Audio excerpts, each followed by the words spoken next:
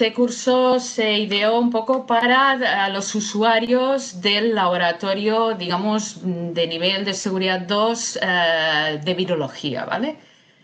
Entonces, yo quiero empezar un poco con esta frase que encontré en un manual de bioseguridad de la Universidad de British Columbia, que me gustó bastante, en el que dice que ningún experimento debe considerarse tan importante como para poner en peligro el bienestar del trabajador, de la comunidad o del medio ambiente. Yo creo que si tenemos en cuenta esto ya tenemos mucho ganado en lo que se refiere al riesgo y contención de este riesgo, ¿no? Que es que a veces nos parece que nuestros experimentos son tan importantes y que no hay nada más importante que eso. Entonces yo creo, no sé, me gustó esta frase y quería empezar con esto, ¿no? Dicho esto, pues nada, el curso lo he dividido en 4 puntos. El primero de ellos es hablar del riesgo biológico. El segundo es lo que es el concepto de bioseguridad y las medidas de contención. El tercer punto sería la evaluación del riesgo y por último el control de ese riesgo, ¿no? Entonces, ¿qué entendemos por riesgo biológico?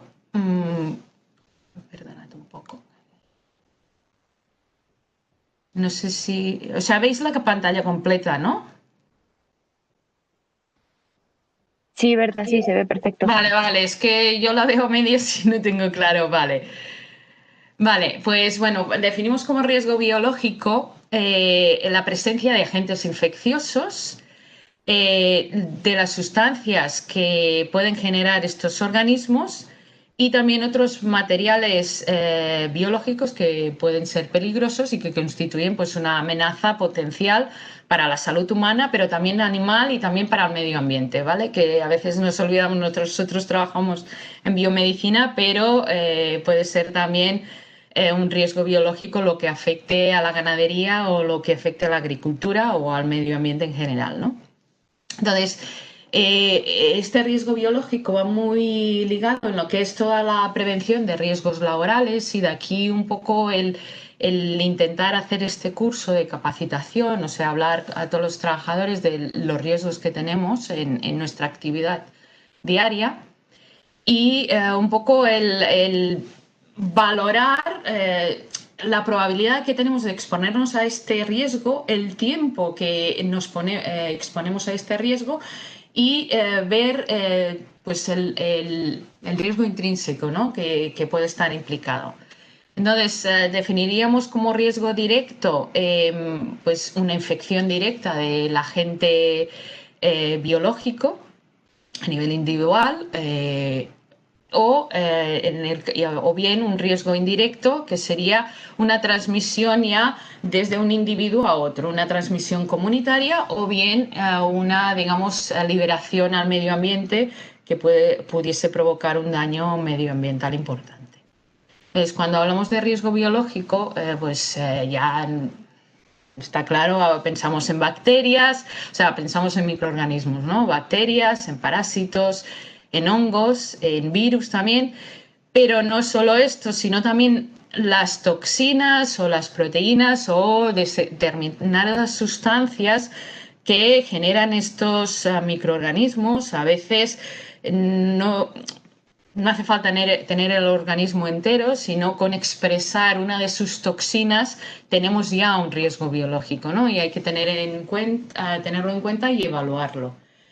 Luego hay otros materiales que a veces no pensamos en ellos como potencialmente peligrosos, pero puede ser los DNA recombinantes.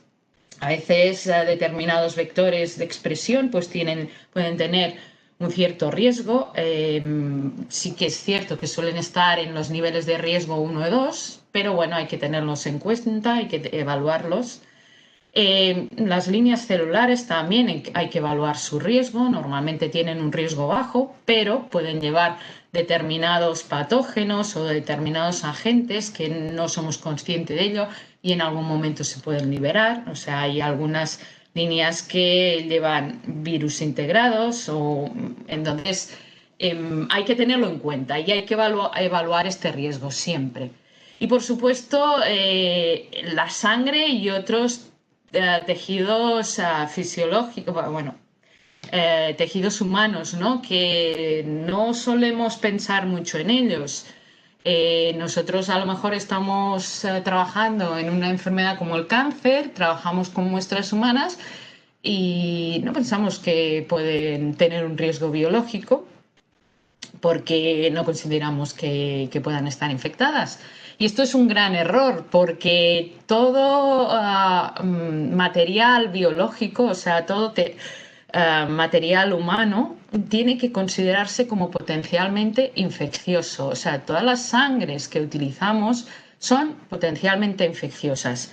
Algunas porque tienen patógenos por los que no hemos testado y pues nos pueden dar una falsa seguridad y deberíamos llevar cuidado. Pero es que también puede haber patógenos que aún no hayamos descubierto, ¿vale? O sea, cada vez se van descubriendo nuevos virus o otros patógenos y tenemos que tener en cuenta esto. Por eso se considera que la sangre y los tejidos humanos pues hay que tratarlos como potencialmente infecciosos siempre. Y quiero hacer hincapié en esto porque yo sé, o sea, nosotros trabajamos en VIH, somos conscientes de ellos, pero sé que hay gente que trabaja en otras patologías que no es consciente de ello, ¿vale? Entonces, por eso quería hacer bastante hincapié en este punto. Ay, y ahora no se me pasa. Siguiente. A ver. Bueno, ¿cómo definimos este riesgo? Según la definición de la Organización Mundial de la Salud, los pone en 4 grupos de riesgo, ¿vale? Tenemos el grupo de riesgo 1, que son microorganismos que tienen probabilidades de provocar en el ser humano o en animales. O sea, se consideran que tienen un riesgo individual y poblacional escaso o nulo, ¿vale? En los de grupo de son ya agentes patógenos que provocan enfermedades en humanos o en animales, pero no entrañan un riesgo grave, digamos, a nivel del personal que está trabajando en el laboratorio, a nivel de población o incluso a nivel de medio ambiente. Además, las enfermedades no suelen ser graves. Y además suele haber tratamientos, haber vacunas, con lo cual las medidas de prevención de ese riesgo son eficaces y por tanto su propagación pues es limitada o nula, ¿no? Entonces, en este grupo de riesgo decimos que son patógenos que suponen un riesgo individual moderado y un riesgo poblacional bajo, ¿vale? Luego está el grupo de riesgo 3, que aquí ya tenemos patógenos que suelen provocar ya enfermedades graves, pero de ordinario no se propagan fácilmente de un individuo a otro. Suelen existir medidas preventivas y terapéuticas, aunque no siempre. Aquí en este punto hay un poco de conflicto, como veremos. Por ejemplo, en este grupo tenemos el virus del SIDA, el VIH, tenemos virus hepáticos y también tenemos el SARS, ¿vale? Entonces, si pensamos en estos 3 virus, pues VIH, hepatitis provocan enfermedades muy graves, o sea, pero la transmisión entre individuos, sobre todo entre individuos que trabajan en un mismo laboratorio, va a ser más complicado. O sea, el contacto tiene que ser directo, o sea, digamos, contacto de fluidos. Entonces, el que se propague a la población es bajo. Así como el riesgo para el individuo, pues, es alto, pero que luego se propague a los compañeros de laboratorio y a la población en general es bajo. No así el SARS. El SARS quizá la enfermedad, quitando el 5% muy grave, El resto es una enfermedad más leve o una enfermedad más moderada. Lo que pasa es que o sea, se transmite a la población muy rápidamente al transmitirse por aerosoles. Entonces, en este caso, pues tenemos aquí un poco de discrepancia en la definición. También es cierto que siempre un virus o un patógeno cuando aparece siempre se suele colocar en los niveles de riesgo más altos. A medida que vamos conociendo cómo se comporta, pues a lo mejor podemos bajar de riesgo. O no, o hay que mantenerlo en su nivel de riesgo. Por ejemplo, esto es lo que ha pasado con el VIH. El VIH continúa clasificándose como grupo de riesgo 3. Lo que pasa que lo conocemos bastante bien y a lo largo de los años pues se ha ido rebajando los niveles de contención de ese riesgo, ¿no? Como luego veremos, con lo cual, o sea, ahora, por ejemplo, se puede trabajar prácticamente siempre en un nivel de contención 2. Cuando hace 30 años, cuando se empezó, o 40, bueno, sí, más o menos 35, vamos a poner. Desde que se descubrió, o sea, se trabajaba con niveles de contención de riesgo más elevado que los que se utilizan ahora, ¿vale? También es importante si hay medidas preventivas o terapéuticas eficaces frente a estos virus, ¿vale? Con lo cual, a veces la clasificación está, pues, es dinámica y en función de lo que vamos conociendo, pues se va modificando y se va cambiando. Pero bueno, esta es la definición del grupo de riesgo 3 que dice la OMS, ¿vale? Por último está el grupo de riesgo 4, que es ya los patógenos, ya las estrellas, que digo yo, los patógenos exóticos, que son un riesgo individual y poblacional muy elevado. Y aquí tenemos todas las fiebres hemorrágicas, etcétera. Entonces, pues eso, suponen una enfermedad muy grave al ser humano y se transmiten fácilmente de un individuo a otro, con lo cual hay que extremar las precauciones y no suelen existir medidas ni preventivas ni terapéuticas eficaces.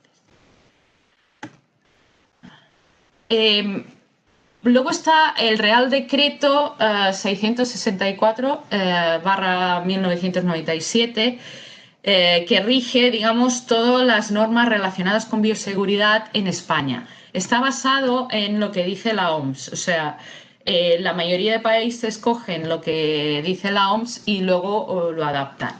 Básicamente, o sea, los grupos de riesgo son exactamente los mismos. Las definiciones son iguales, excepto por el grupo de riesgo 3, que considera que son patógenos que suponen un riesgo individual elevado y un riesgo poblacional moderado, ¿vale? O sea, ya tienen en cuenta una cierta transmisibilidad en la colectividad. Esto en cuanto a definición de los riesgos o de los grupos de riesgo de patógenos. Entonces aquí os he puesto algunos ejemplos de los distintos grupos. En el grupo 1 pues son organismos, como os he dicho, que no suponen riesgo, escaso o nulo. Y bueno, aquí veis a muchos de ellos que se utilizan pues en industria o en alimentación, o sea, bueno, son a viejos conocidos, ¿no?, de la humanidad. En el caso del grupo 2, pues tenemos aquí varias bacterias, varios virus, virus de la gripe, por ejemplo. Entonces, bueno, son también ya patógenos conocidos, pues como hemos dicho, no suponen enfermedades muy graves en la población y bueno, su control pues es más fácil. Y en el grupo 3, ya lo he comentado, pues tenemos el virus del VIH, virus de hepatitis, tenemos dengue, tenemos pues bacterias, tenemos micobacterio, o sea, de tuberculosis. Veis aquí que hay muchos que están o sea, se transmiten por el aire, por aerosoles, entonces por eso están catalogados en este grupo 3. Eh, Aquí tenemos a los coronavirus, en concreto los del tipo SARS y los del tipo MERS. SARS, como sabéis, que afecten a humanos, hay dos. El SARS-CoV, bueno, el SARS-CoV, que sería el 1, que apareció en 2002, que pues generó varias infecciones, sobre todo en países asiáticos, pero se pudo controlar la transmisión rápidamente y no llegó a más y parece que desapareció de la población. Desaparece, o al menos no se ha vuelto a detectar.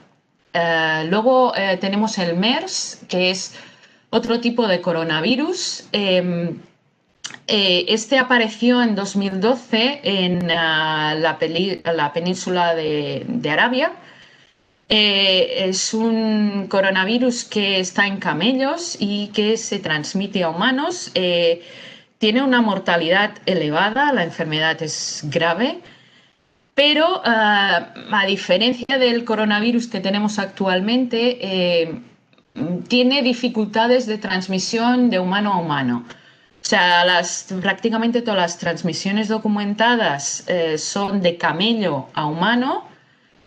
Sí que ha habido alguna transmisión de humano a humano, pero no parece que sea muy eficaz, con lo cual, de momento es un virus que se mantiene activo. Este virus no ha desaparecido, pero se mantiene activo en la zona de Arabia, o sea, no se ha expandido por el mundo.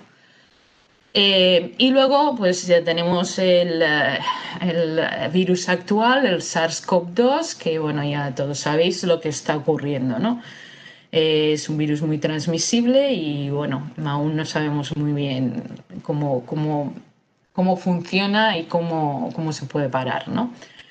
Eh, Digo esto de los coronavirus porque también quería llamar la atención, y esto es una cosa que los virólogos llevan mucho tiempo alertando, sobre todo los virólogos que se dedican a enfermedades respiratorias llevan mucho, mucho tiempo alertando, están pendientes entre virus de la gripe que pueden recombinarse y dar lugar a una cepa más virulenta y crear otra pandemia como las que han azotado pues durante el siglo XX en varios momentos. O sea, por ejemplo, en el año 1957 hubo una epidemia de gripe muy, muy fuerte, murió bastante gente, también cerraron bastantes negocios.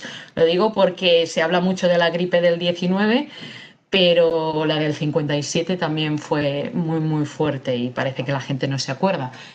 Bueno, esto es, lo digo porque sí que están muy, muy pendientes y están muy, muy pendientes de los coronavirus, porque en los últimos 18 años, ya os he dicho, el SARS-CoV-1 apareció en 2002 y desde 2002 hasta 2020 o 2019 pues han aparecido pues 4 coronavirus, tres relacionados con enfermedad humana, que serían el SARS-CoV-1, el SARS-CoV-2 y el MERS. Y luego en 2017 apareció uno que afectó a cerdos, causó estragos en la piara mundial. Bueno, hubo que sacrificar muchos cerdos y es una cosa que preocupa porque, pues eso, en 18 años ha habido 4 transmisiones interespecies que tengamos documentadas, lo cual está indicando un poco de lo que está ocurriendo, de que cosas que antes sucedían a lo largo de los siglos ahora se están acelerando y está habiendo mucha, mucha interacción con animales salvajes y se va a ver mucha más transmisión de estas interespecies. Hay 3 puntos calientes en el mundo, que son las selvas de Asia, las selvas africanas y las selvas de Sudamérica, en que pues está invadiendo los hábitats de los animales salvajes y vamos a ver más transmisiones de estas. Lo digo no por desanimar, pero pues una cosa que se va a ver más, ¿no? Y bueno, después de este inciso, bueno, pasamos al grupo 4, que ya he dicho que son, digamos, las estrellas, pero digamos, de los patógenos peligrosos, y tenemos aquí como ejemplos, pero pues el virus Lassa, el Crimea Congo. Eh, Comentar que el Crimea Congo, pues ya ha habido varios casos en España, no está extendido, pero sí que no se habían documentado casos antes, y en los últimos años pues ya ha habido pues algunas muertes provocadas por el Crimea Congo, que se transmite a través de garrapatas, ¿no? Pues aquí también tenemos el virus del ébola, que ya también sabéis que hace 6 años pues tuvimos aquí a 3 pacientes infectados con este virus. Está Junín, virus bueno, de la variola, virus de la encefalitis primero estival centroeuropea. Entonces, bueno, toda una serie de virus bastante peligrosos. Y bueno, podríamos poner más ejemplos, pero bueno, es un poco para ilustrar los 4 grupos de riesgo que define la OMS, ¿vale? Pasamos al segundo punto, que sería lo que entendemos por bioseguridad, ¿no? Pues la bioseguridad básicamente es un conjunto de normas, de medidas, de procesos que ponemos en marcha para prevenir este riesgo biológico para los trabajadores. Lo que intentamos es evitar la exposición y la liberación de forma accidental al medio ambiente, ¿no? Evidentemente, lo mejor sería eliminar el riesgo, pero ya sabéis que pues, en nuestro trabajo pues, muchas veces el riesgo no se puede eliminar. Entonces, lo que tenemos que hacer es reducirlo al máximo, y para ello lo que se hace es la contención, ¿no? La contención, que puede ser a distintos niveles, en primaria, secundaria, a nivel de salud pública, etcétera, ¿no? Pues últimamente ya veis que se están intentando tomar medidas de contención, algunas eficaces, otras no tanto. Se va un poco también aprendiendo sobre la marcha. Como ya he comentado, todo lo relacionado con bioseguridad es una cosa dinámica y es un proceso que se va nutriendo de lo que sabemos, de lo que vamos aprendiendo. Entonces, en función de eso vamos mejorando, ¿vale? Entonces, ¿qué hacemos para implementar estas medidas de bioseguridad? Primero, hacemos una evaluación del riesgo. Luego, vemos cómo podemos controlar este riesgo que hemos determinado. Y por último, que también es muy importante, es la comunicación del riesgo. Y con todo esto se hace un plan de bioseguridad, ¿vale? Y que cada centro debería tener.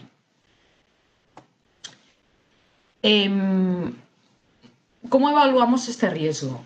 Por un lado, identificamos el riesgo biológico, o identificamos el patógeno y lo clasificamos en los distintos grupos de riesgo que hemos definido, ¿no? Pero por otro, o sea, no es solo identificar el patógeno y ponerlo en un grupo de riesgo, sino ver qué tipo de muestras tenemos, no todas las muestras son iguales, y qué procesos vamos a hacer y cómo lo vamos a manipular. No todas las manipulaciones son iguales y tenemos que evaluar esto. También la probabilidad de exposición que tenemos. Entonces, con todo esto es cuando asignamos los niveles de riesgo, ¿vale? Una vez asignado este nivel de riesgo, entramos en la segunda fase, que es el control del riesgo, y es la implementación de las medidas de contención. Y además, la implementación de una serie de indicadores de cumplimiento de estas medidas de contención y de ver si son adecuadas. Muchas veces ponemos unas medidas que nos parecen fantásticas, pero luego en la práctica vemos que no son las adecuadas y hay que reevaluar el riesgo y volver a implementar las medidas adecuadas, ¿vale? Entonces, por eso digo, es siempre un proceso muy dinámico. Y por último está lo que es la comunicación del riesgo, que es muy importante. A veces nos parece que no, que es la fase pues, menos importante, pero en lo que está sucediendo con la pandemia del SARS-CoV-2, pues estamos viendo que es muy, muy importante. O sea, el comunicar a la comunidad, a la población, a los trabajadores, por qué, o sea, cuál es nuestro riesgo y por qué estamos poniendo estas medidas de contención e intentar que se entienda de una forma clara para que se puedan mantener estas medidas y este control de riesgo, ¿no? Que muchas veces, si la comunicación no es buena, pues todo lo que hemos hecho antes no sirve para nada porque la gente no lo entiende y entonces no se cumple, ¿no? Entonces, con todo esto se elabora el plan de bioseguridad, que como digo, debería tener cada centro. ¿Y en qué consiste este plan? Este plan tiene que o sea, evaluar las instalaciones que sean adecuadas y que tengan la seguridad necesaria para lo que vayamos a hacer. Luego tiene que haber un inventario de patógenos, o sea, tienen que estar identificados todos los patógenos con los que vamos a trabajar. Tienen que estar guardados en sitios controlados. Las personas que vayan a trabajar con ellos también tienen que estar identificadas.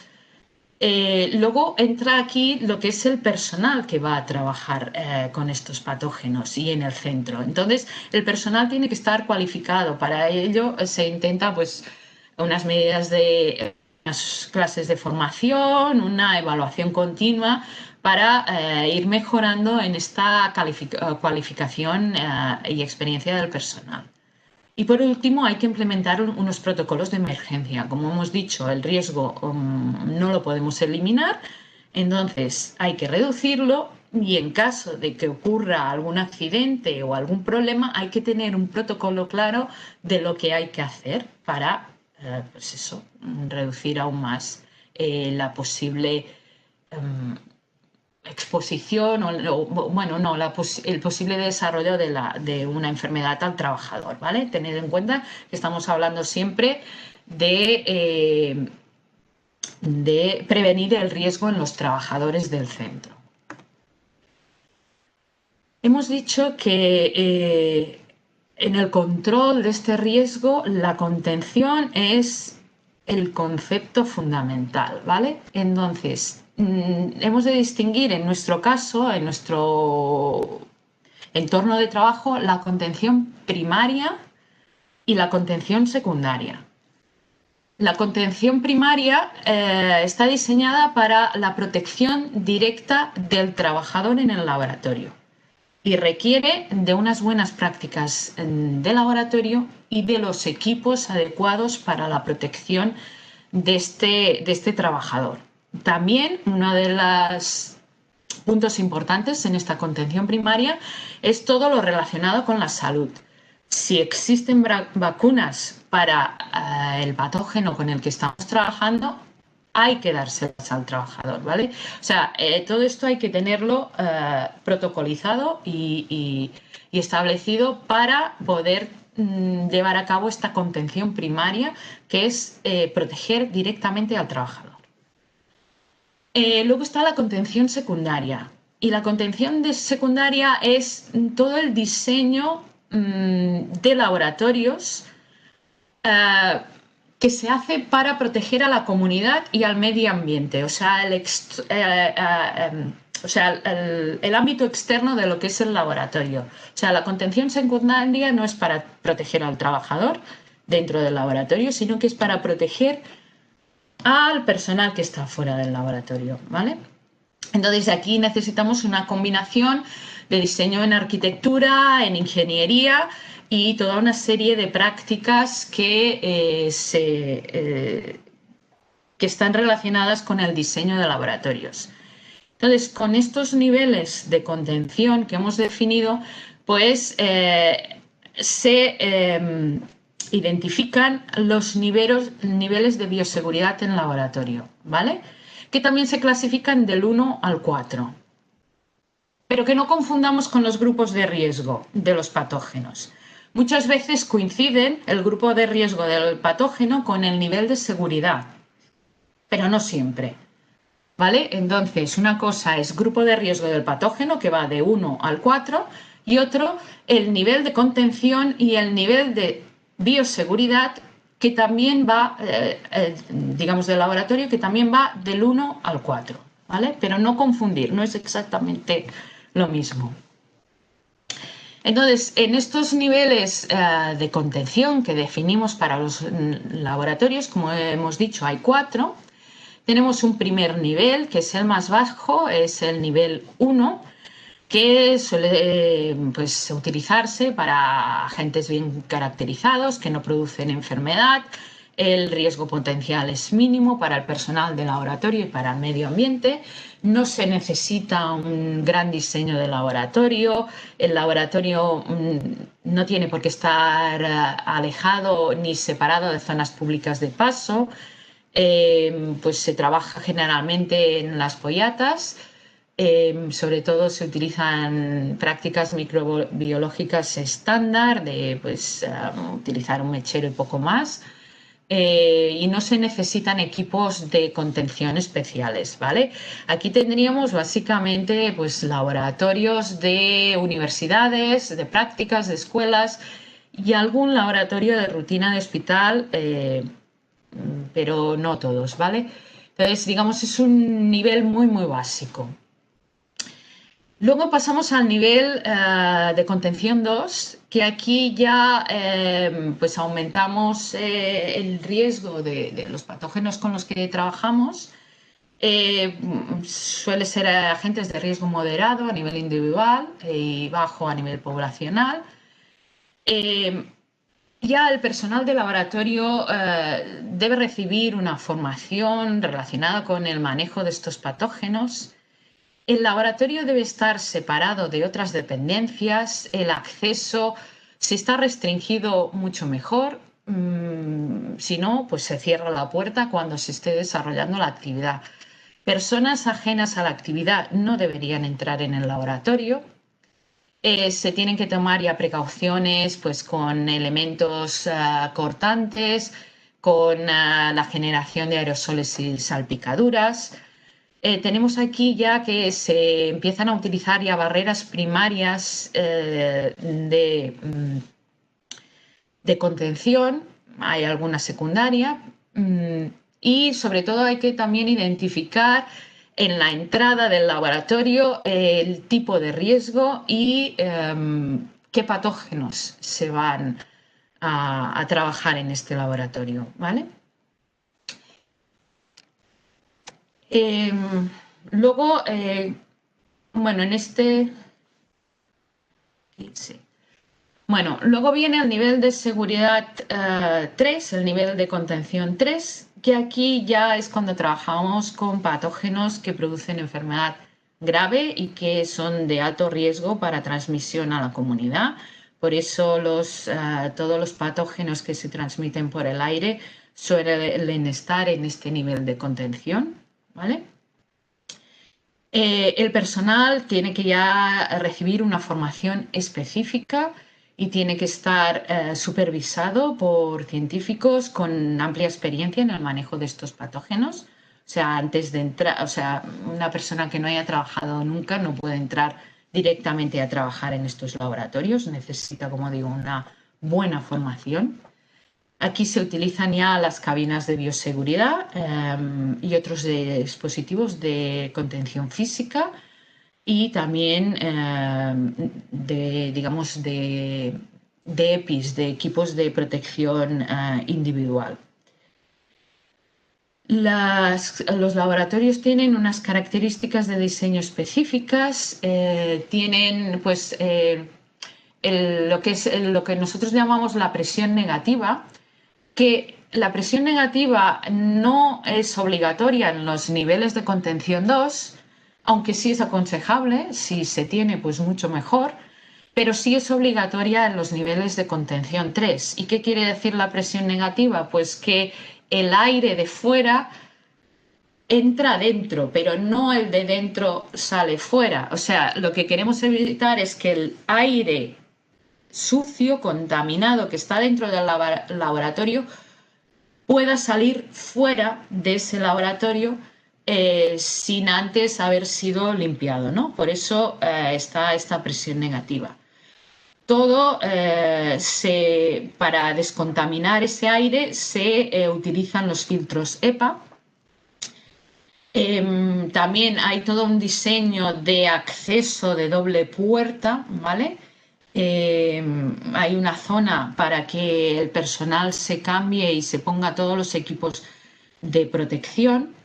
Y una de las cosas que tenemos que tener en cuenta en el nivel 3 es que todo lo que sale del nivel 3 tiene que estar descontaminado, ¿vale? Es un principio fundamental.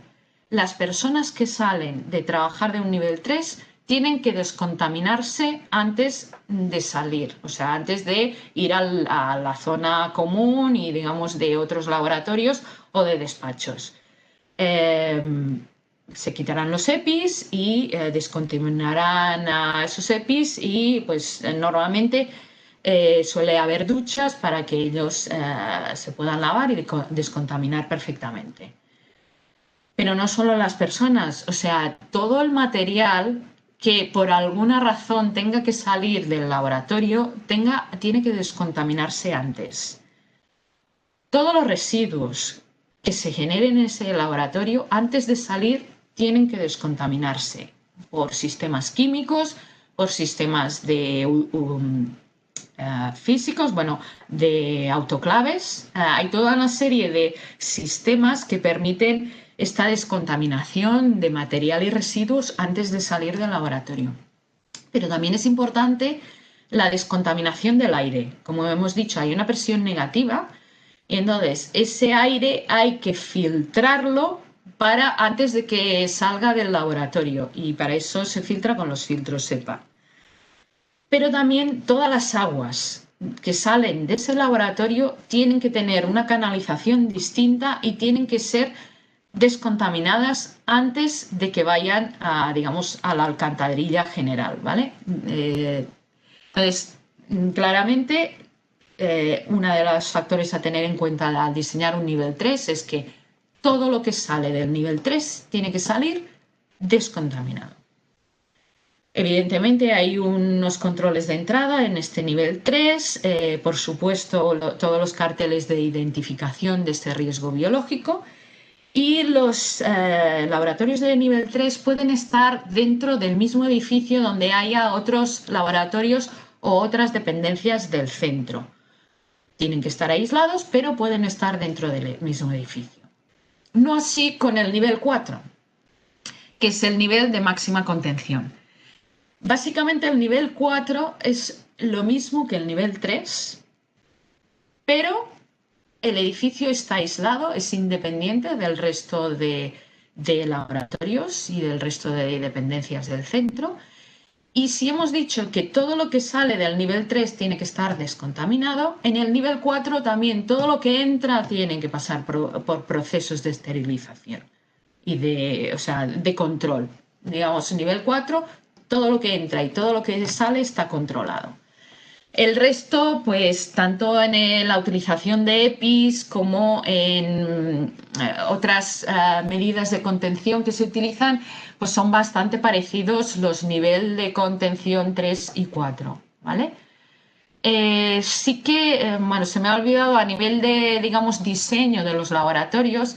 En el nivel 2 es importante que el suelo y las paredes se puedan limpiar bien, o sea, tengan superficies lisas, sin esquinas, o sea, todo redondo, y que sean de un material que se pueda limpiar fácilmente y resistente, por supuesto, a esa limpieza. Y en cambio, en el nivel 3 y nivel 4 es suelo, paredes y techo, ¿vale? Es todo lo que se tiene que diseñar para que se pueda limpiar todo muy, muy bien y descontaminar muy, muy bien. Creo que no se me olvida nada más, pero si no, tenemos el manual donde allí lo pongo en más detalle, ¿vale? Como ya hemos comentado, pues algunos ejemplos de patógenos en los distintos grupos de riesgo. Pero bueno, aquí os pongo una lista de pues algunos que se pueden manejar en un nivel de contención 1, perdón, y luego en los que se pueden manejar en un nivel de contención 2, que pues ya he comentado, el virus del VIH, el virus de la hepatitis B y C. Quiero hacer hincapié en estos dos, un poco porque yo trabajo con ellos y porque el laboratorio en principio lo pusimos a punto para trabajar con estos virus, ¿vale? Eh, Hemos dicho que los dos pertenecen al grupo de riesgo 3, pero ya son conocidos, la transmisión entre individuos no es fácil, o sea, un trabajador infectado es difícil que infecte a su compañero de al lado. Y también, pues en el caso del VIH y la hepatitis C, pues hay tratamientos eficaces, con lo cual ya cumplimos lo de tener terapias eficaces frente a estos virus. Y en el caso de la hepatitis B tenemos una vacuna muy eficaz, con lo cual también cumplimos este requisito y por eso también se han podido bajar de nivel de contención y se puede manejar prácticamente todos los procesos que hacemos con estos virus se pueden hacer en nivel de contención 2, excepto si utilizásemos, o sea, si creciésemos, en el caso del VIH, el virus en grandes cantidades, en volúmenes industriales, que en ese caso tendríamos que estar en un nivel de contención 3. Pero en el caso de, digamos, de lo que hacemos en investigación, prácticamente todos los procesos pueden hacerse en un nivel de contención 2, igual que el virus de la hepatitis B y C, si bien hay que tener prácticas, algunas prácticas y procesos de nivel 3, que luego, bueno, comentaremos.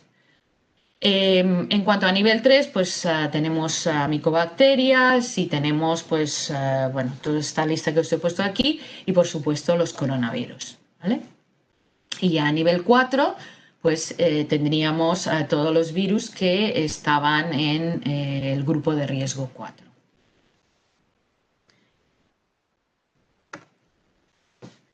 ¿Cómo evaluamos este riesgo?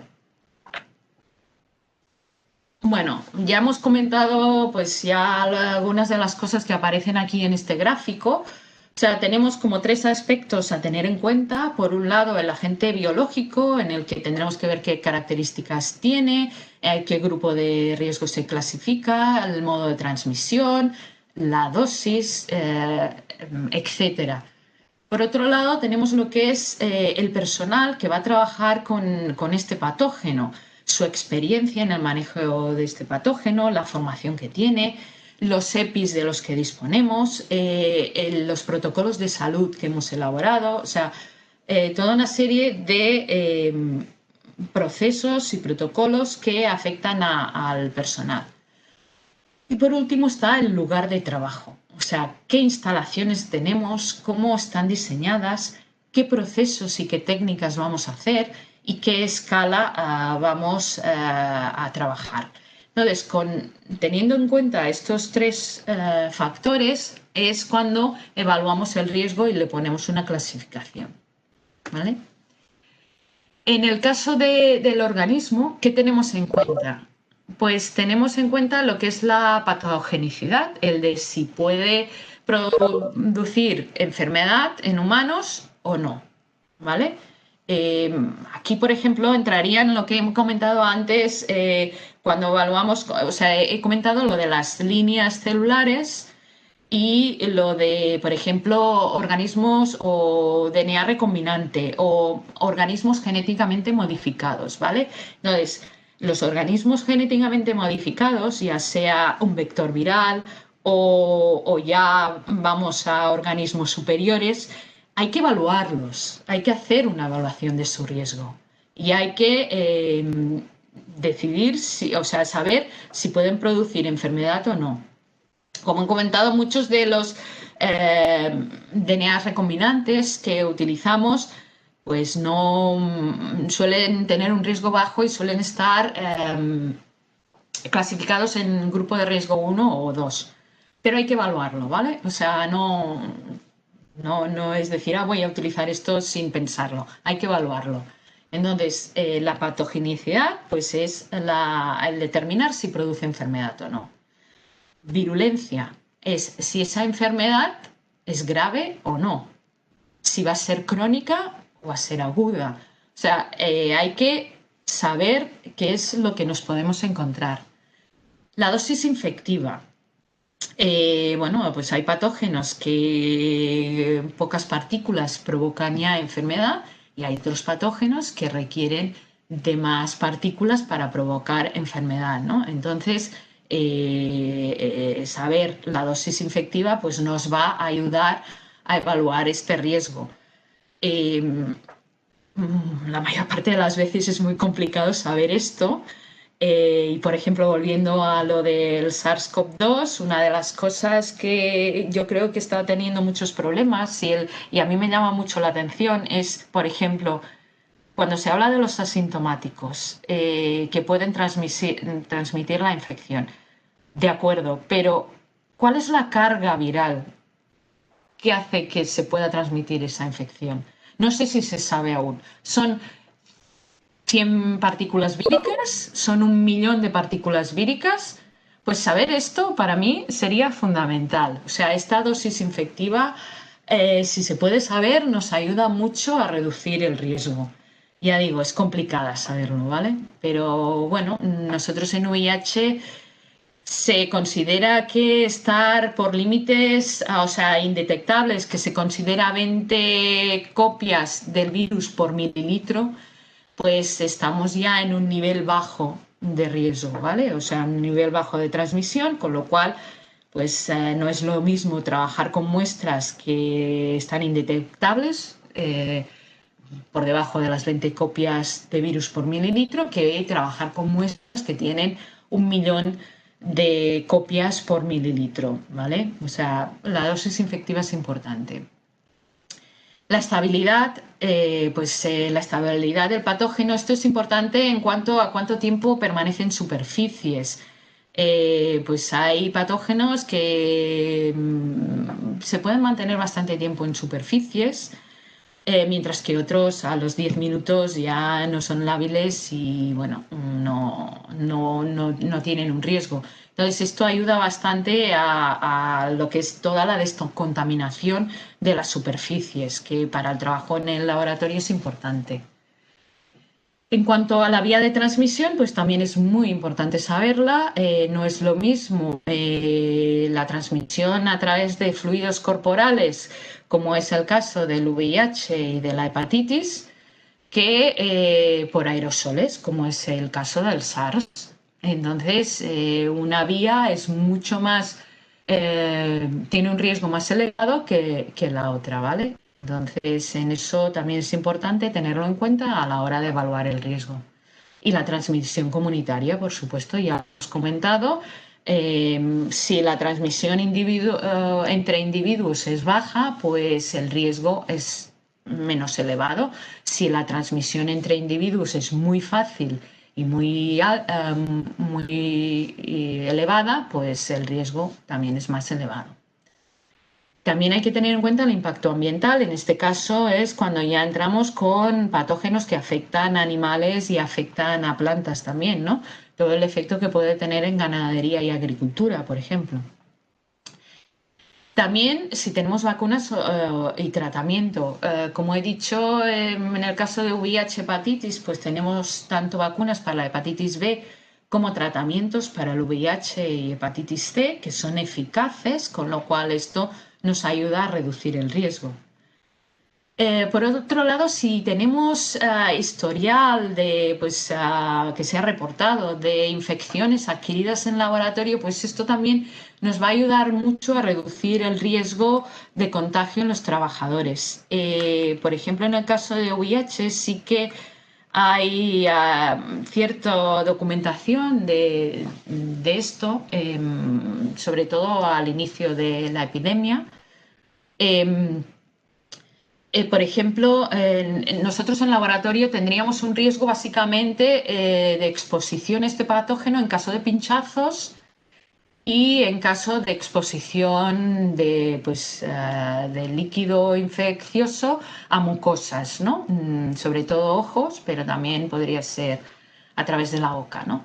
Entonces, se ha documentado que la exposición accidental y el riesgo que provoca esta exposición, en el caso del VIH, en un pinchazo, sobre todo se ha documentado en personal de enfermería, es del 0,3%, o sea, tenemos un riesgo bajo.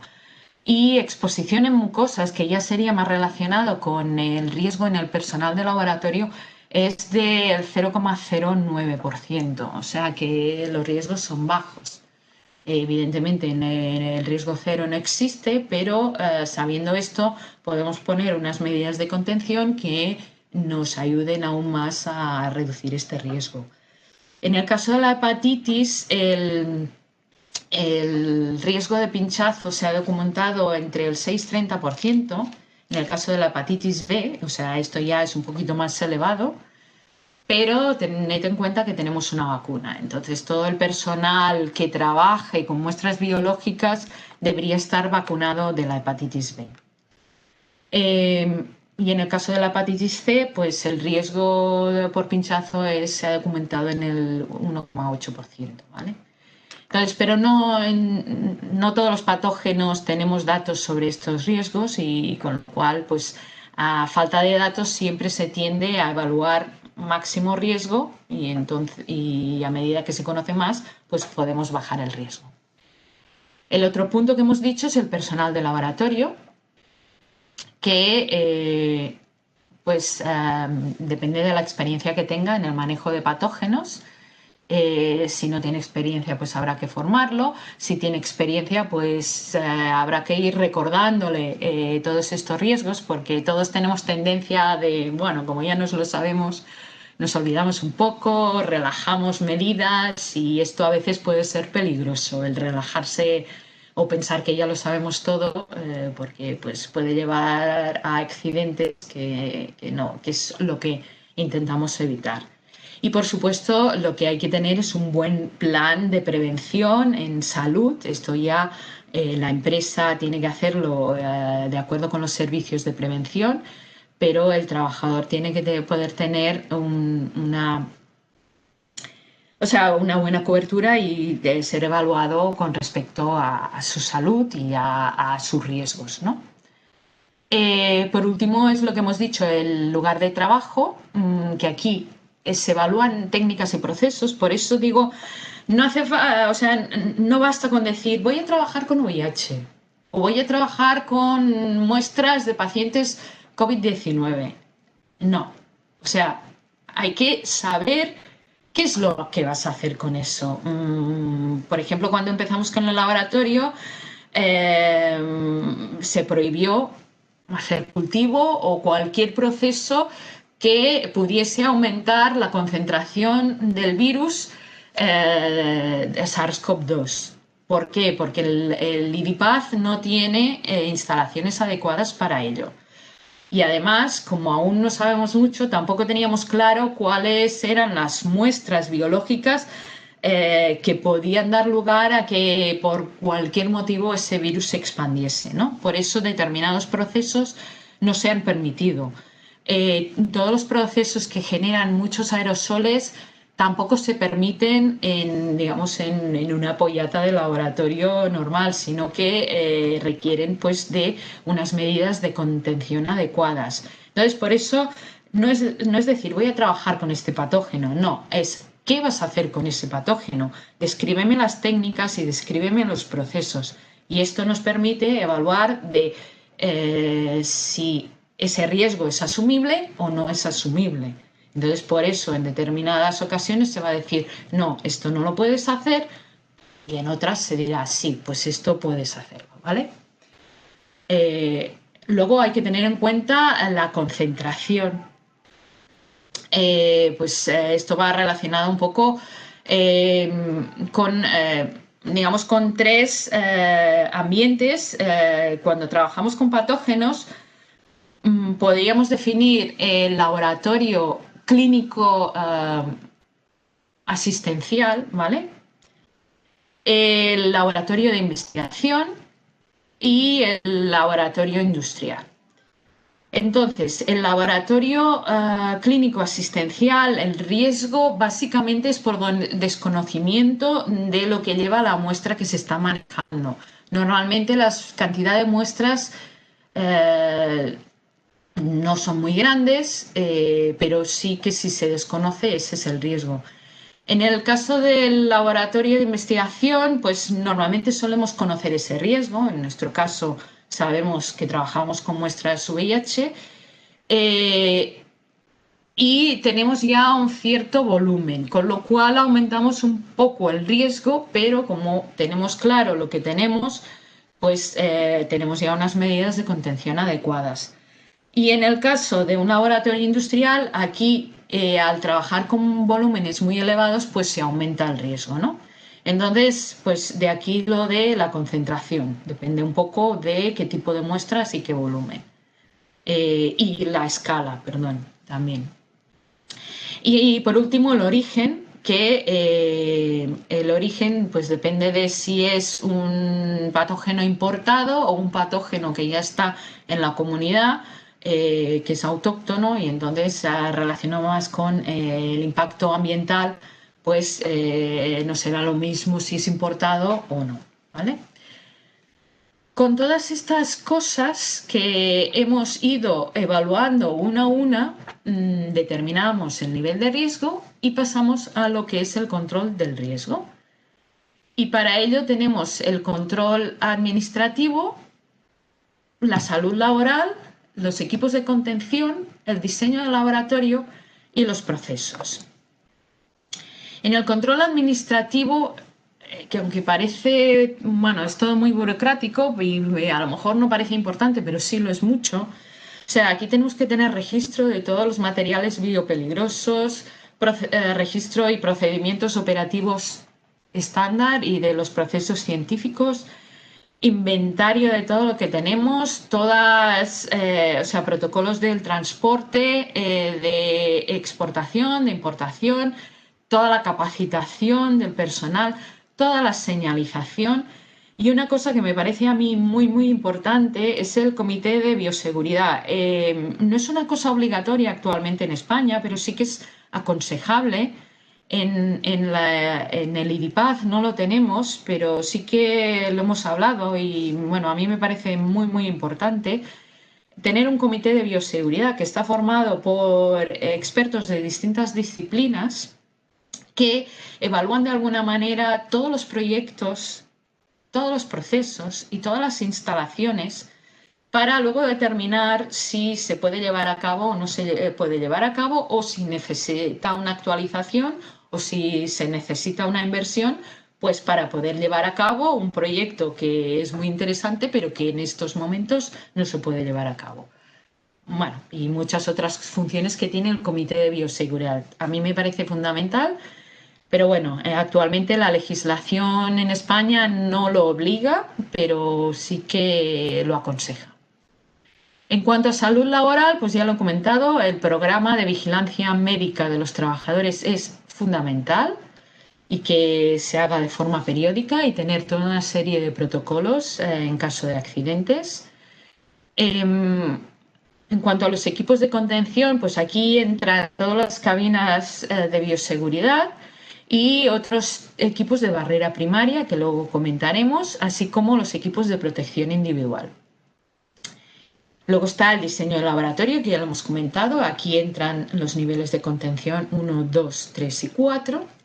Y por último entran el control de procesos, el establecer protocolos de manipulación de la muestra de forma segura, el tipo de pipetas que se utilice, formas que tenemos para evitar aerosoles, formas o procesos que tengamos para evitar la ingestión o inyección de material infeccioso. Esto puede parecer un poco así de perogrullo, pero supongo que ahora los procesos ya han evolucionado, todas estas cosas se han controlado mucho mejor, pero una ya tiene una cierta edad y yo recuerdo, o sea, yo durante un tiempo pues tuve una compañera de laboratorio que se había infectado de hepatitis por por pipetear con la boca, ¿vale? Esto, los que tenemos ya unos años, pues se hacía.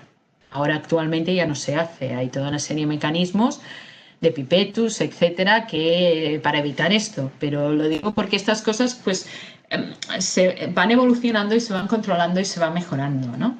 Y, por ejemplo, en cuanto a inyección de material infeccioso y tal, nosotros, por ejemplo, tenemos la norma cuando trabajamos con VIH en que, bueno, evitamos las agujas al máximo, pero es que además intentamos trabajar siempre con material plástico, evitamos el cristal, el vidrio al máximo, o sea, todo que sea plástico de un solo uso y desechable.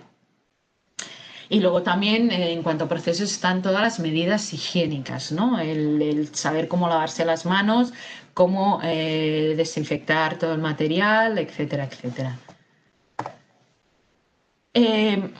Algunos ejemplos que os he puesto aquí de manipulación bueno, de procesos. Uno de ellos es la manipulación y transporte de muestras, que esto se ha implementado pues ahora a través del Comité de Seguridad y Salud del IDIPAZ, y es que, por ejemplo, se os ha facilitado a todos los laboratorios, bueno, a todos los grupos y luego laboratorios, una serie de contenedores que permiten pues, transportar las muestras, sobre todo del hospital al edificio del IDIPAZ, pero también entre plantas del edificio, de forma segura. Con estos contenedores que os hemos facilitado, que son estos contenedores redondos blancos, que cada grupo debería tener al menos uno. Luego están los otros, que hay uno por planta, que también son de contención, o sea, están cerrados herméticamente y permite transportar las muestras de manera que si hay algún derrame, pues quede contenido dentro del contenedor. Para este transporte, pues por un lado tiene que haber un contenedor primario donde está la muestra y que tiene que estar herméticamente cerrado. Este contenedor primario tiene que estar dentro de un material de sujeción que bien sea como una esponja, como una espuma, que en caso de que se rompa el contenedor primario absorba el posible líquido infeccioso, ¿vale? O sea, de alguna forma no queda el líquido suelto, sino que queda absorbido. Y esto se coloca dentro de un contenedor secundario, que también tiene que estar herméticamente cerrado. En el caso del transporte de muestras dentro de la Paz, del hospital al IDIPAZ, se os ha facilitado pues, este contenedor secundario donde vosotros pondréis el contenedor primario, ¿vale?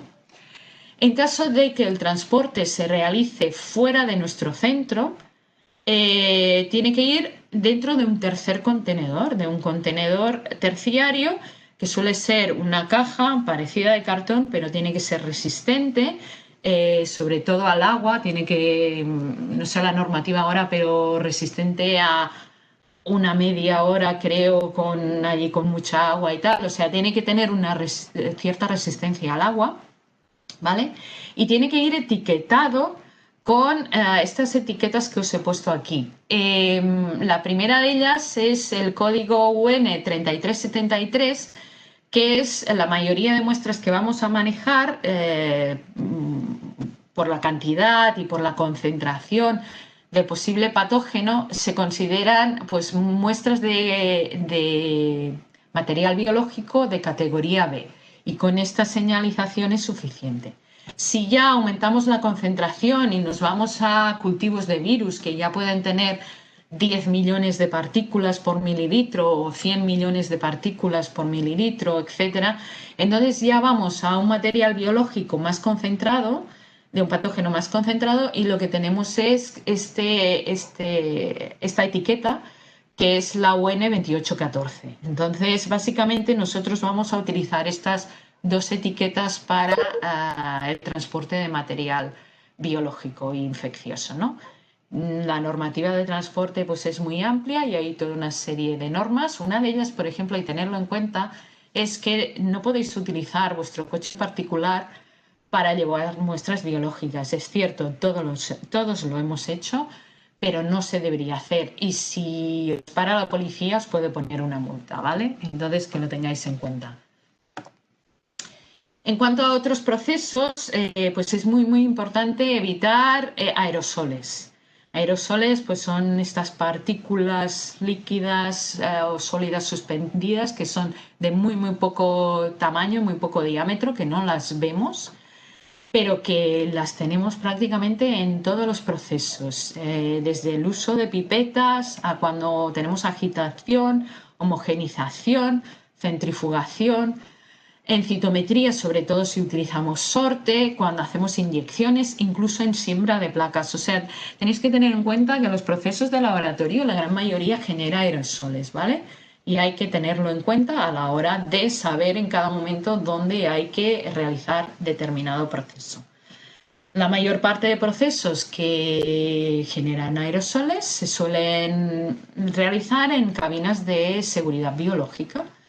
Y sobre todo con tubos cerrados y con contenedores cerrados. Y la apertura de estos tubos se debería hacer en las cabinas de seguridad biológica, ¿vale?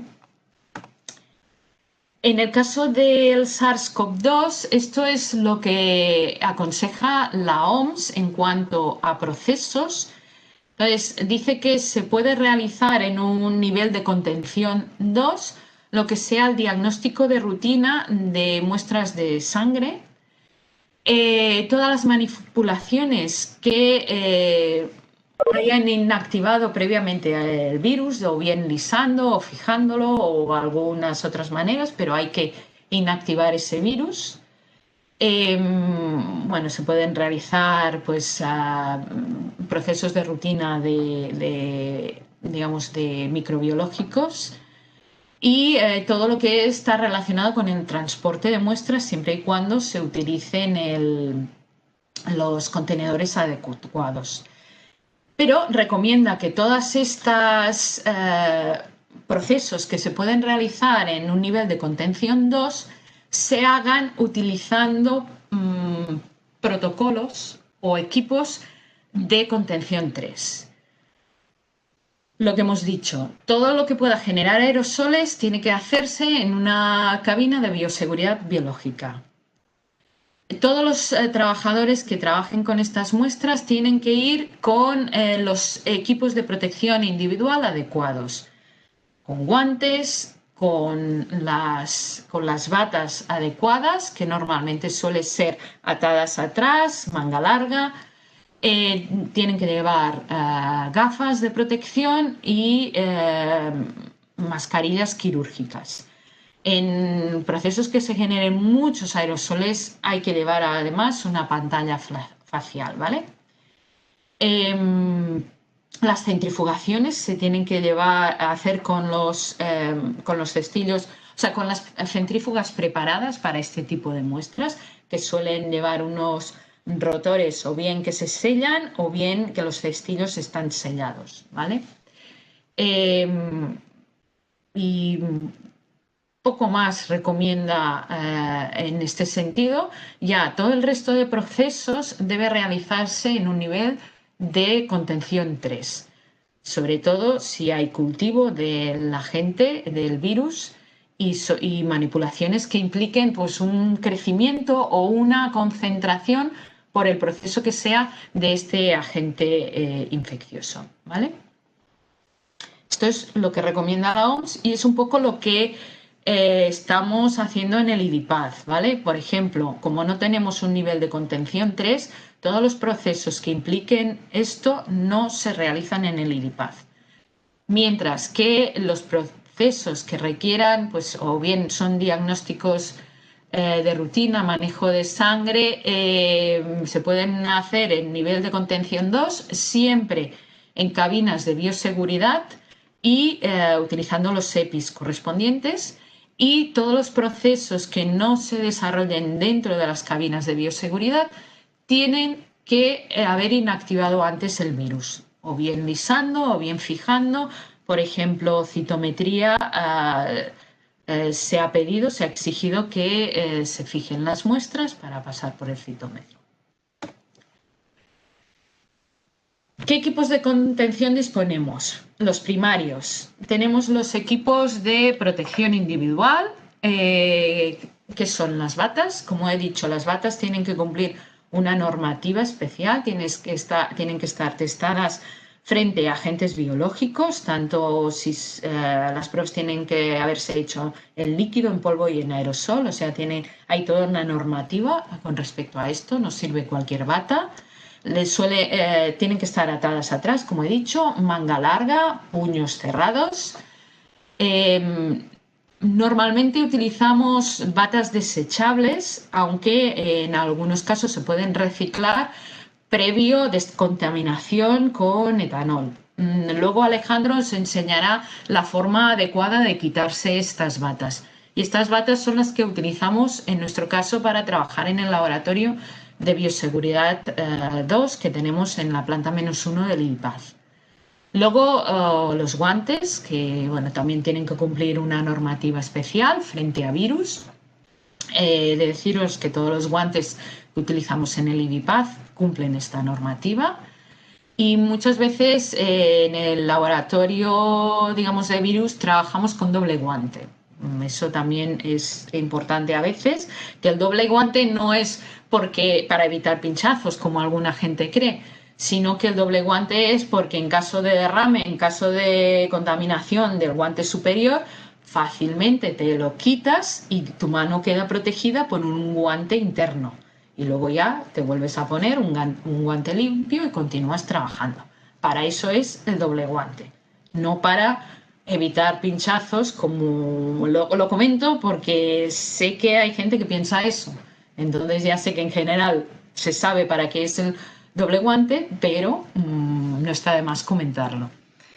Luego también tenemos gafas de protección, digamos, frente a impactos, que son las habituales que utilizamos en laboratorio, pero también hay gafas integrales que serían en caso de que, por ejemplo, si se trabaja con procesos en que hay muestras infecciosas del SARS-CoV-2 en que se generen muchos aerosoles, entonces se utilizan las gafas estas integrales que son como estas gafas de buzo, o sea, que quedan completamente cerradas. Y, por supuesto, protectores faciales. Luego utilizamos las mascarillas FFP1, FFP2 y FFP3. Normalmente se nos dan ahora las mascarillas quirúrgicas. Las mascarillas quirúrgicas no se considera un EPI, ¿vale?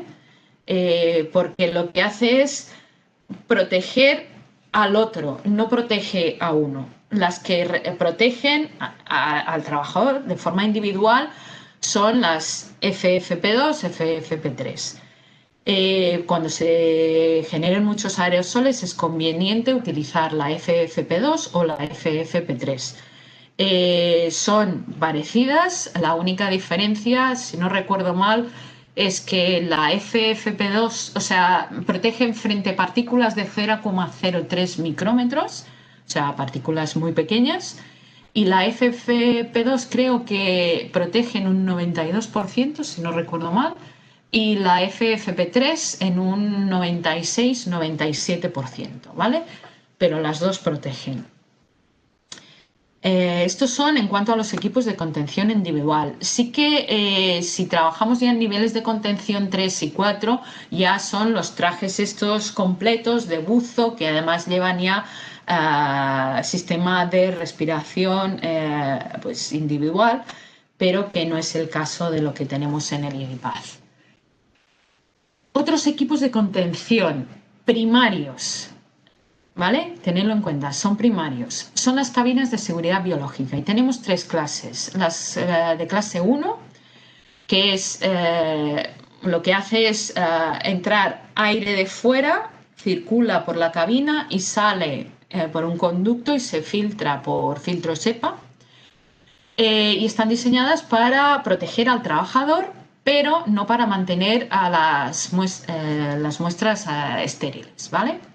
Para eso tenemos las cabinas de clase 2, que protegen al trabajador, pero al mismo tiempo por la recirculación del aire que tienen y el sistema, digamos, de ingeniería que tienen y filtrado, protegen también a las muestras. O sea, tenemos esterilidad en el material y protección en el trabajador. Dentro de las de clase 2 tenemos de tipo 1, de tipo A, de tipo B, A1, A2, o sea, hay varios tipos, que la diferencia es en función del flujo de aire, o sea, la velocidad, y de la recirculación. O sea, en algunas recirculan el 70% del aire, otras el 30%. Esas son las diferencias, pero básicamente las dos hacen lo mismo. Y algunas de ellas es cuando sacan el aire ya filtrado por filtro SEPA, lo hacen dentro de la misma habitación y otras lo hacen al exterior, ¿vale? Y por último están las de clase 3. Las de clase 3 son sistemas completamente cerrados, cuyo interior se accede pues, con guantes, protegen al operario y protegen también a la muestra. Esta es un ejemplo de cabina de clase 3 que teníamos en el Carlos III y allí no teníamos un nivel de seguridad 3, o sea, un nivel de contención 3, pero recibíamos muestras que podían contener patógenos que debían ser manipulados en un nivel de contención 3. Entonces, teníamos esta cabina de bioseguridad 3 que básicamente servía pues, para el primer proceso, o sea, estaba en microbiología, el primer proceso de esas muestras que luego ya se mandaban a un laboratorio ya más especializado como los laboratorios que tenían en Majadahonda, ¿no? Pero para un primer manejo de esas muestras se utilizaban esta clase 3. Sí que, por ejemplo, si se hacía diagnóstico por PCR, se inactivaban las muestras dentro de estas cabinas y luego ya se podía trabajar en el laboratorio de forma normal, ¿no? Entonces, estas cabinas sí que requieren ya bastante entrenamiento del trabajador porque no es fácil trabajar con los guantes. Cuando funciona el aire, estos guantes se suelen hinchar. El tacto que tienes no es muy bueno, o sea, la sensibilidad no es buena y cuesta trabajar, con lo cual, por eso de aquí es importante el entrenamiento del personal que vaya a manipular estas muestras, ¿vale? Bueno, aquí es un poco un ejemplo de, dependiendo del tipo de microorganismo que tenemos, qué tipo de cabina que necesitamos utilizar, ¿no? Entonces, en los microorganismos del grupo de riesgo de 1 al 3, con una cabina de clase 2 nos sirve, y lo digo porque son las cabinas que solemos tener en el IDIPAZ, ¿vale? Y son las cabinas que tenemos en el laboratorio de BSL2, ¿vale? Otros equipos de contención primaria son las centrífugas con tapas de seguridad. Aquí tenemos un ejemplo de los cestillos con tapas de seguridad. Todas las muestras con material infeccioso tienen que centrifugarse en este tipo de centrífugas, pues en caso de rotura, pues esto queda herméticamente cerrado y se abre, siempre hay que abrirlo en una cabina de bioseguridad. O sea, se saca el cestillo de la centrífuga, se lleva a la cabina, se abre y se quita el tubo. Y esto, pues, si ha habido un derrame, es mucho más fácil controlarlo que si lo abrimos fuera en la habitación, sin ningún tipo de medida de contención, ¿vale?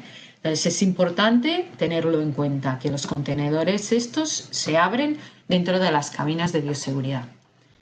Sistema de aerosoles para citómetros y sorters. Lo ideal sería pues, tener estos aparatos en un laboratorio ya con el nivel de contención adecuado, pero si no se tienen y suelen ser comunes para toda la gente, pues viene bien tener estos sistemas antiaerosoles. Sí que es cierto que estos sistemas no son baratos, no los tiene todo el mundo y bueno, es una cosa que pues a tener en cuenta. También existen cámaras aislantes de material flexible que generan una presión negativa que se pueden colocar encima de una pollata o encima de un aparato para de alguna forma aislar esa zona de trabajo y no necesitar un laboratorio entero aislado. Y, por ejemplo, otros equipos de contención primario pues podrían ser las pipetas antiaerosoles o bien utilizar filtro en las puntas, ¿no? Luego pasamos a lo que es el diseño de laboratorios, que sería la contención secundaria, ya lo hemos dicho. Hemos comentado lo que tiene que tener un BSL2, ¿vale? No voy a repetirme porque creo que ya lo he comentado. En el laboratorio de abajo sí que hemos intentado cumplir estas normas. La puerta es de acceso restringido, tenemos un espacio muy pequeño, pero bueno, para poderse poner las batas. Tenemos el poderse lavar las manos sin necesidad de tocar el grifo. La superficie, las pocas que tenemos, pues son resistentes a ácidos, se puede limpiar. Y bueno, hemos intentado un poco tener este diseño que es el adecuado. Sí que es cierto que a mí me gustaría tenerlo pues con muchas más cosas y mucho mejor, pero bueno, de momento cumplimos lo que son las normas mínimas, ¿vale? En cuanto a BSL3 y BSL4, pues ya os lo he comentado, todo lo que necesitan pues tanto uno como el otro, que son prácticamente iguales, con algunas pequeñas diferencias, ¿vale? Esto es un ejemplo, bueno, un resumen de requisitos que lo tenéis en el manual de capacitación, de que, pues como había comentado antes, el sistema de presión negativa no es obligatorio en el nivel de seguridad 2, pero sí que es conveniente. Si lo tuviésemos, pues sería genial. Pero sí que es obligatorio en nivel de seguridad 3 y en nivel de seguridad 4. Doble puerta no es necesario en un nivel de contención 2, pero si se tiene, mucho mejor, etcétera, etcétera, ¿vale? Por ejemplo, en el caso del autoclave, en el nivel de seguridad 2 no se necesita que esté dentro del local, aunque es conveniente.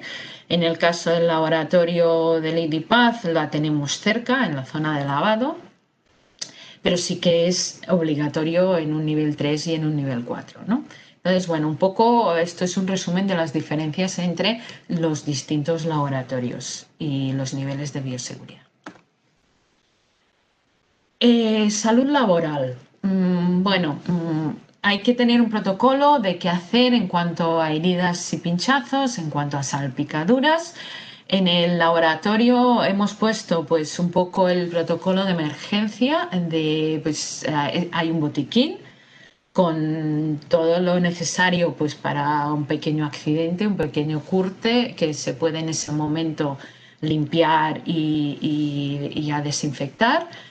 Para las salpicaduras pues es obligatorio y lo tenemos el lavaojos. Pero ya lo importante es que una vez hecho estos primeros auxilios y el accidente es pequeño, es informar inmediatamente, ese es el protocolo, a recursos humanos de la fundación.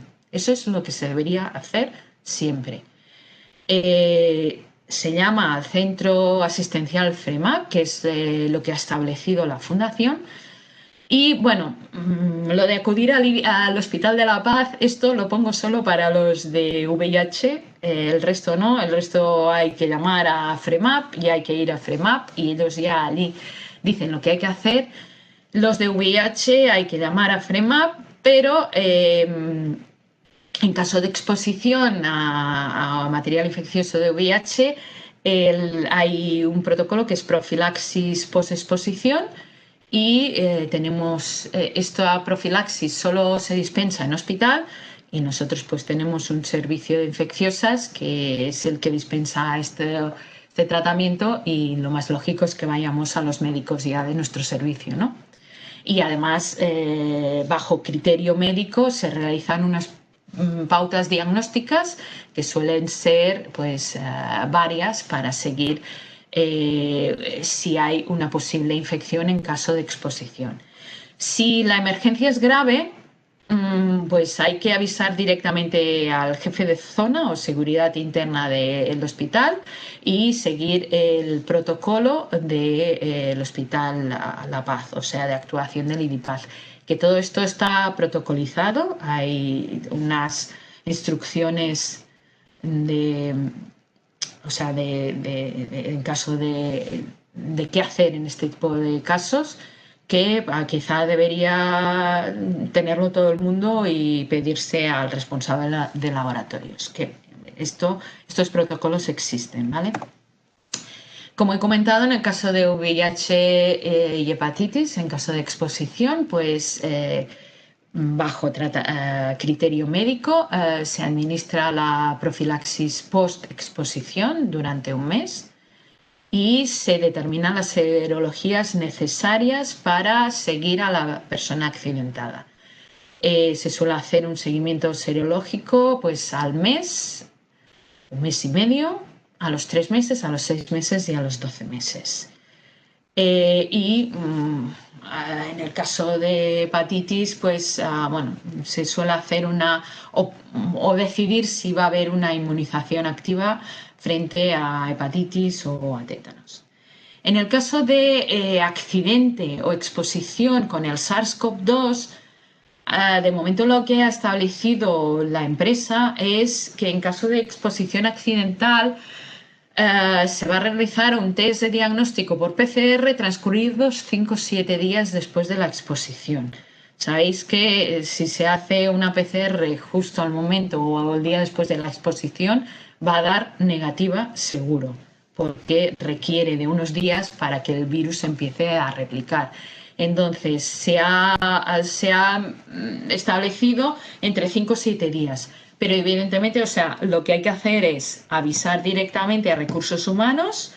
Recursos humanos avisará o se avisa también por parte del trabajador a FREMAP y ya el médico establece las pautas para el posible diagnóstico y el seguimiento de esa persona que se haya podido exponer accidentalmente al patógeno.